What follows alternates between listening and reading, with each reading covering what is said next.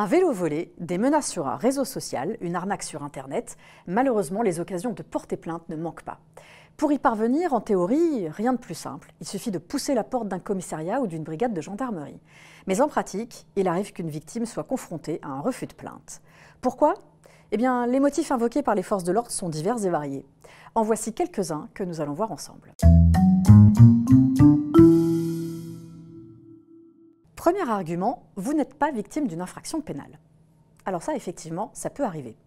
Pour que votre plainte soit entendue, vous devez d'abord avoir été victime d'une infraction, c'est-à-dire d'un crime, d'un délit ou d'une contravention. Dans certains cas, les faits relèvent clairement du pénal, une agression, un vol, une arnaque ou du harcèlement par exemple. Mais tous les faits susceptibles de vous causer un préjudice ne sont pas des infractions.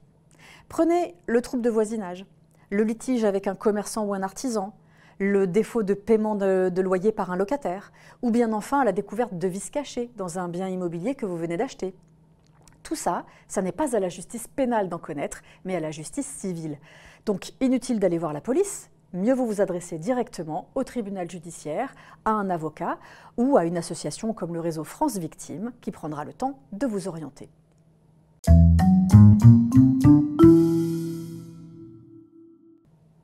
Deuxième argument que l'on peut entendre, c'est « vous êtes hors délai, il fallait vous réveiller plus tôt ».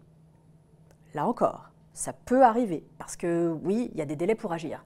Mais concrètement, les cas dans lesquels il va y avoir prescription sont quand même assez rares. On trouve parfois des délais spéciaux, très courts, 3 mois par exemple, pour une diffamation ou une injure publique, par exemple sur les réseaux sociaux. Mais sinon, si vous allez porter plainte pour du harcèlement de rue ou des violences légères, quelques jours après votre agression et qu'on vous dit que c'est trop tard, il y a un problème. Parce que le délai pour agir, pour porter plainte dans ces cas-là, c'est 1 an.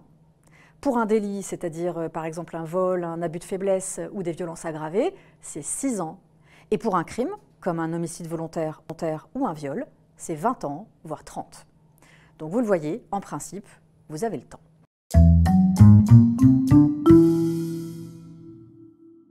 Troisième argument, ça ne vaut pas le coup. Là, on est clairement face à un refus qui n'est pas légal. Si les faits sont susceptibles de constituer une infraction pénale, ça n'est pas à l'officier de police ou de gendarmerie d'apprécier s'ils doivent être poursuivis ou non. Il est dans l'obligation de prendre votre plainte.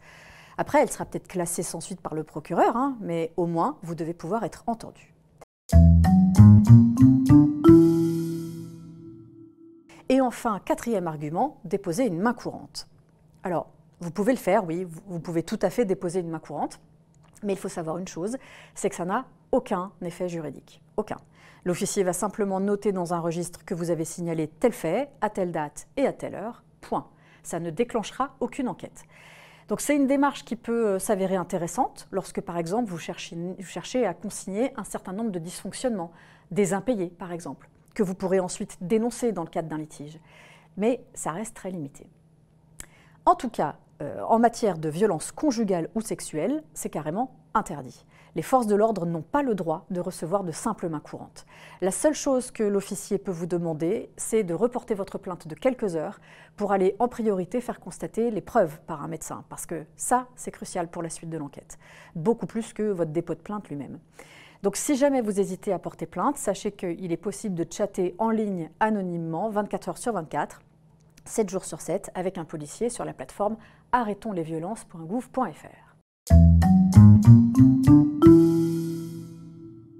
Que faire si vous avez essuyé un refus de plainte ?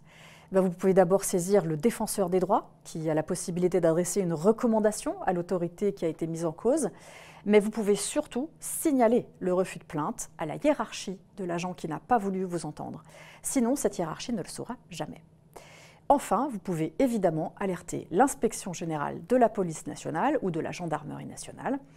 Et dans tous les cas, rendez-vous dans un autre commissariat ou une autre gendarmerie pour tenter à nouveau de déposer votre plainte.